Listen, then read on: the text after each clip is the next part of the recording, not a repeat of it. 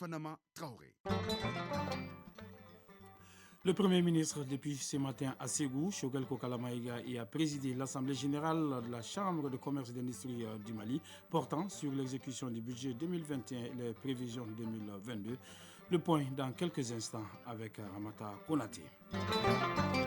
La diffusion de Radio France Internationale et France 24 suspendue au Mali, c'est là jusqu'à nouvel ordre. Décision prise par le gouvernement qui s'insurge contre la publication sans fondement des fausses allégations concernant l'armée malienne. À suivre ensuite dans ce journal du sport avec Isaac Tchenou, la chronique judiciaire qui nous parlera de la défense des affaires sensibles. Nous sommes aujourd'hui, jeudi 17 mars 2022. Bonjour à tous et bienvenue dans ce journal. Direction Ségou où le Premier ministre Choguel Kokala Maïga est en visite depuis ce matin. Le chef du gouvernement a présidé les travaux de l'Assemblée générale consulaire de la Chambre de commerce et d'industrie du Mali. Ramata Konaté, bonjour. Bonjour, Khalifa Traoré. On le sait, la rencontre est délocalisée dans la cité de Balanza et la session budgétaire au titre de la mandature 2021-2025 passe au pain fin l'exécution du budget 2021, le projet de budget 2022, entre autres. Oui, Ramata? Oui, Khalifa Traoré, c'est toute la crème des opérateurs économiques du Mali, composé de commerçants, d'industriels, de transporteurs et autres qui est à Ségou pour cette Assemblée générale consulaire au titre de la mandature 2021-2025. Une session ordinaire essentiellement budgétaire qui permettra d'examiner et d'adopter l'exécution du budget 2021, le projet et le programme d'activité 2022. Parmi ce programme, la réalisation d'infrastructures dans les grands marchés et parcs d'exposition à Bamako et dans les régions, la formation des opérateurs économiques, le dossier des 50 hectares octroyés par l'État aux opérateurs économiques. Un dossier qui connaît un blocage selon le président de la Chambre de commerce et d'industrie du Mali, Youssouf Bathily. En réponse, le Premier ministre, Dr Choguel Kokala Maïga, dira de situer d'abord le point de blocage et qu'ensemble, ils trouveront les solutions idoines. Le chef du gouvernement a, au nom du président de la transition, le colonel Assimi Goïta, félicité les opérateurs économiques pour leur élan de solidarité quant à l'approvisionnement correct des marchés en denrées de première nécessité. Cela malgré les sanctions de la CEDEAO contre le Mali. Il les exhorte à poursuivre cet élan en dépit du contexte de crise mondiale caractérisé par la flambée de prix de certains produits dont les hydrocarbures. Les soldats de l'économie malienne sont également invités à accompagner le gouvernement pour alléger la souffrance des populations avant, pendant et après le mois de Ramadan. Khalifa Traoré, pour cette cérémonie d'ouverture des travaux, on note autour du Premier ministre la présence des autorités administratives, politiques et coutumières de la région du Ségou. Merci Ramata Konaté. Nous aurons plus d'écho sur cette Assemblée générale de la Chambre de commerce et d'industrie du Mali dans nos éditions prochaines. RFI et France 24 n'émettront plus au Mali et c'est là jusqu'à nouvel ordre. La décision a été prise ce matin par le gouvernement dans un communiqué. Nous vous proposons la lecture de ce communiqué avec Abdoulaye Sako. Le gouvernement de la République du Mali a appris avec une profonde consternation de fausses allégations faisant état d'exactions commises par les forces armées maliennes FAMA contre des civils, de violations des droits de l'homme et du droit international humanitaire. Ces fausses allégations sans aucun fondement ont été publiées respectivement à travers une déclaration de Mme Michelle Bachelet, haute commissaire des Nations Unies aux droits de l'homme, le 8 mars 2022. Un rapport de Human Rights Watch le 15 mars 2022, un reportage de la radio France Internationale RFI le 14 et 15 mars 2022. En considérant la synchronisation de ce matraquage médiatique, le gouvernement en déduit une stratégie savamment préméditée visant à déstabiliser la transition, démoraliser le peuple malien et discréditer les vaillantes FAMA. Pire, certaines allégations, en particulier celles avancées par RFI, n'ont d'autres objectifs que de s'aimer la haine en ethnicisant l'insécurité au Mali et dévoile l'intention criminelle de journalistes dont certains n'ont pas séjourné au Mali il y a plus d'1 an. Par conséquent, le gouvernement de la République du Mali rejette catégoriquement ces fausses allégations contre les vaillantes Fama, engage une procédure conformément aux lois et règlements en vigueur au Mali pour suspendre jusqu'à nouvel ordre la diffusion de RFI en ondes courtes et FM et de la télévision France 24, ainsi que toutes leurs plateformes digitales sur toute l'étendue du territoire national. Par la même occasion, le gouvernement de la République du Mali interdit à toutes les radios et télévisions nationales ainsi qu'aux sites d'information et journaux maliens la rediffusion et ou la publication des émissions et articles de presse de RFI et de France 24 dès l'entrée en vigueur de la mesure de suspension. En effet, le gouvernement rappelle que les agissements de RFI et de France 24 ressemblent, dans un passé récent, aux pratiques et au rôle tristement célèbre de la radio Mille Collines dans un événement tragique survenu en Afrique. Le gouvernement de la République du Mali réaffirme son soutien total ainsi que celui du peuple à nos vaillantes femmes qui respectent les droits humains et agissent toujours avec professionnalisme dans la lutte contre le terrorisme. Il rappelle que tous les cas avérés de violation des droits de l'homme et du droit international humanitaire impliquant des éléments des forces de défense et de sécurité font systématiquement l'objet d'enquêtes impartiales et les auteurs sont toujours sanctionnés conformément à la législation nationale. Le gouvernement de la République du Mali invite le peuple malien à rester vigilant, à faire preuve de discernement et à soutenir les autorités de la transition dans leur noble mission de sécurisation de notre pays et de défense exclusive des intérêts supérieurs du peuple malien. Que Dieu bénisse le Mali. Voilà, c'était là donc la lecture par Abdoulaye Sako du communiqué mettant fin à la diffusion de Radio France Internationale et de France 24 au Mali, et c'est là jusqu'à nouvel ordre. Les prix des produits pétroliers ont connu une hausse et le prix du supercarburant est passé à 762 francs CFA, soit une augmentation de 14%, et celui du gasoil à 760 francs, soit une augmentation de 28%. Et l'État est à pied d'œuvre pour atténuer les effets avec une contribution de tous les acteurs. Le gouvernement rassure les populations et espère que cette situation soit temporaire, une situation qui s'explique surtout par la guerre entre la Russie et l'Ukraine. Pour en savoir plus, Sarah Bachili a approché le ministre de l'économie et des finances, Aluseni Sanou. Suivant. Cette augmentation est due essentiellement au changement de prix intervenu sur le marché mondial.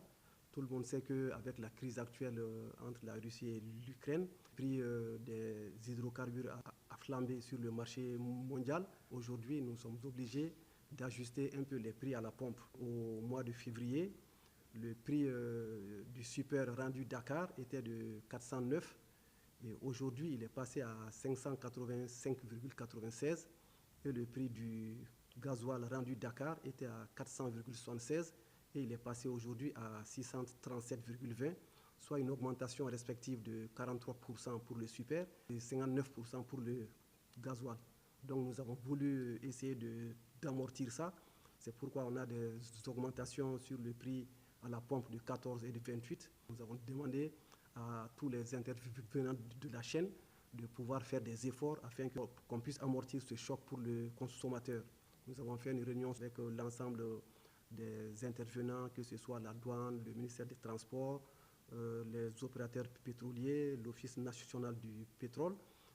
Chacun a vraiment compris que la flambée des prix est une réalité qui s'impose et que chacun doit pouvoir faire des efforts pour que le Malien puisse avoir un prix assez raisonnable à la pompe. Et pour ce faire, les droits de douane ont été largement majorés de 27%. Les frais d'approche qui couvrent les frais des opérateurs réduits de 25%. Les redevances autoroutières ont été réduites de 60 à 75%.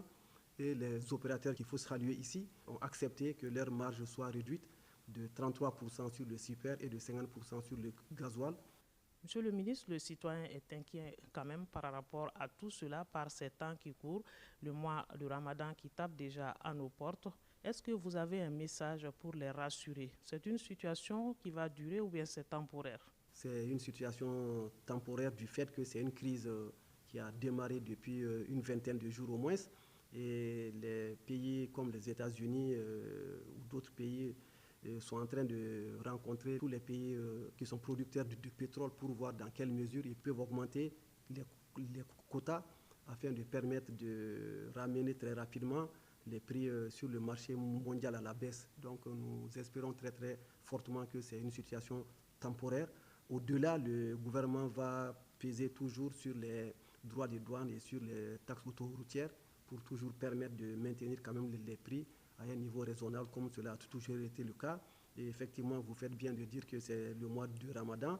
Le ministère des Finances, en rapport avec le ministère du Commerce, nous sommes en train de prendre beaucoup de dispositions pour un approvisionnement correct du pays concernant toutes les denrées de première nécessité, notamment le riz sur lequel nous sommes en train de donner des facilités aux importateurs pour que le riz puisse être là à des prix assez intéressants. Dans le même temps, nous sommes en train de voir avec les opérateurs de gaz, on a fait une réunion même aujourd'hui, pour que pendant les 2 mois, jusqu'au mois de mai, en tout cas, on puisse avoir un approvisionnement correct. Toutes les mesures sont en train d'être adoptées et je pense que dans les prochains jours, nous allons également faire un communiqué par rapport au gaz pour tout ce qui concerne le sucre, l'huile alimentaire et autres. Des mesures ont été envisagées, sont en train d'être mises en œuvre en rapport avec le ministère du Commerce. Et je pense que nous allons vraiment continuer et espérer d'apaiser la population. C'était là donc le ministre de l'économie et des finances, le CNA Sanou, au micro de Sira Bachili. La ministre de la promotion de la femme, de l'enfant et de la famille était hier à la tribune de la 66e session de la commission de la condition de la femme. Occasion pour Mme Wadidje Founé Koulibaly de lancer un appel à la communauté internationale à soutenir le Mali dans la résolution de la crise sécuritaire et dans son processus de refondation. Le point avec nos envoyés spéciaux Barakissa Ouattara et Mamadou Sidibé. La population du Mali est estimée à 20 millions d'habitants. 4 minutes sur les 5 autorisées ont suffi à la ministre Wadidje Founé Koulibaly pour présenter la situation de la femme au Mali. L'on note qu'elle fait face aux défis sécuritaires, sanitaires et environnementaux. À cela s'ajoutent les sanctions qui pèsent sur le Mali. Des sanctions qui touchent particulièrement les femmes et les filles. Wadidje Founé Koulibaly, ministre de la promotion de la femme, de l'enfant et de la famille. Les changements climatiques constituent l'une des causes principales et profondes de la crise sécuritaire au Mali et dans le Sahel, avec leur impact néfaste sur les conditions des femmes et des filles. À ces défis sécuritaires et environnementaux se sont ajoutés les effets des sanctions illégales et injustes prises à l'encontre de mon pays par les organisations sous-régionales et régionales. Ces sanctions affectent le quotidien de toutes nos populations, particulièrement les femmes et les filles, également victimes de la pandémie de la COVID-19. Au Mali, les femmes représentent plus de la moitié de la population et ce sont elles les principales utilisatrices de l'énergie domestique qui représentent 78% du bilan énergétique du Mali. Wadidje Founé Koulibaly, ministre de la promotion de la femme, de l'enfant et de la famille. Au Mali, comme dans de nombreux pays en développement, les contraintes économiques et les normes culturelles font que les moyens de subsistance des femmes dépendent de secteurs sensibles au climat, comme l'agriculture vivrière et l'exploitation des ressources forestières. Ainsi, pour renforcer la résilience des femmes, le Mali a entrepris des actions stratégiques pour soutenir la politique en faveur de l'égalité des sexes et l'autonomisation des femmes en l'adaptant au changement climatique et à la réduction des risques environnementaux et des risques de catastrophes. À la fin de sa déclaration, la ministre a lancé un appel à toutes les femmes du monde entier à soutenir le Mali dans la résolution de la crise sécuritaire et dans son processus de refondation. New York, Barakissa Ouattara, Mamadou Sidibé pour l'ORTM.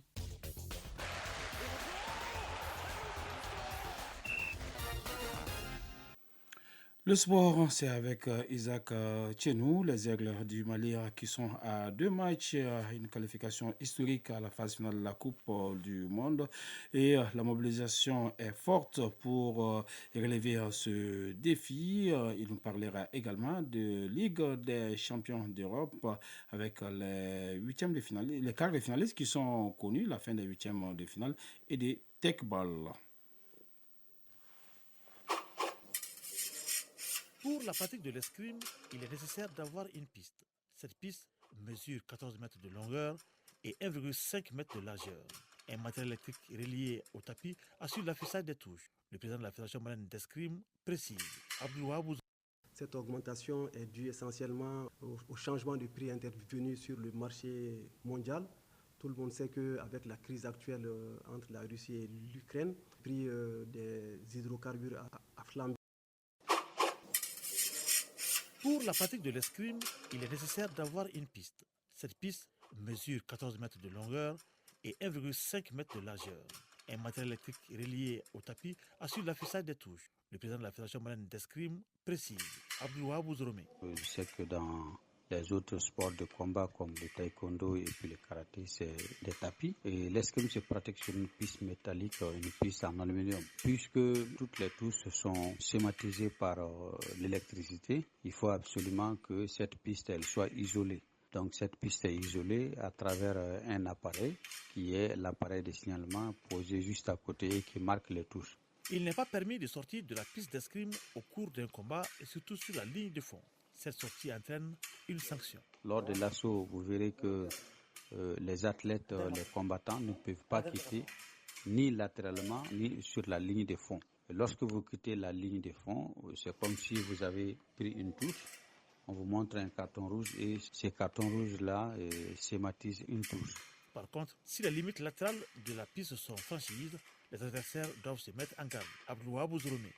Et lorsque vous quittez latéralement, ça c'est permis, mais lorsque vous enclenchez une action offensive et que vous parvenez à toucher dans votre élan et que vous sortiez, n'est-ce pas, de la piste de façon latérale, cela est toléré, mais c'est un acte technique qui obéit à certaines règles. Une piste d'escrime peut coûter 4 millions de francs CFA.